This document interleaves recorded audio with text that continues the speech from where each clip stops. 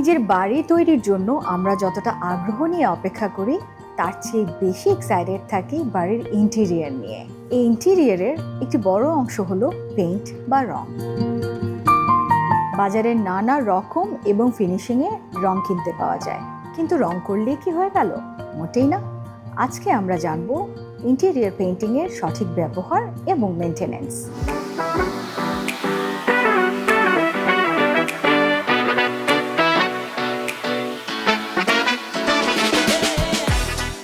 Living বা drawing room দিয়েই আমরা ঘরে প্রবেশ করে থাকি, তাই এই রুমটিকে খোলামেলা বা বড় দেখানোর জন্য আমরা একটু হালকা রং ব্যবহার করে থাকি।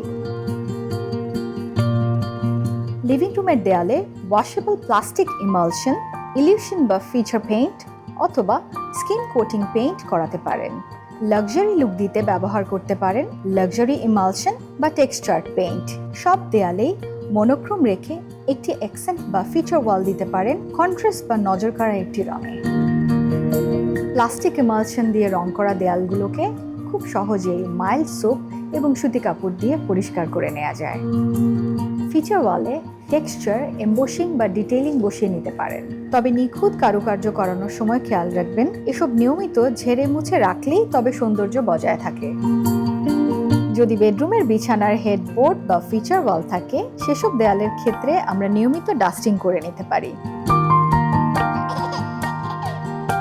বাড়িতে শিশু থাকলে তাদের বেডরুমে ইজি ক্লিন পেইন্ট দেয়াই ভালো। এতে করে হাতের বা পেন্সিলের অবাঞ্ছিত দাগগুলো খুব সহজেই মাইল্ড লিকুইড সোপ দিয়ে মুছে নেওয়া যাবে। আপনার ইন্টেরিয়র পেইন্টের স্থায়িত্ব বাড়াতে হলে নিয়মিত সঠিকভাবে মেনটেনেন্স করে যেতে হবে। আপনার ঘরের চার দেয়ালই আপনার পার্সোনালিটির রিফ্লেকশন। প্রতিটি ঘরের কোণে আভিজাত্য এবং শৌখিনতার ছাপ ফুটে উঠুক, এই আশা ব্যক্ত করেই আজকের জন্য এখানে বিদায় নিচ্ছি।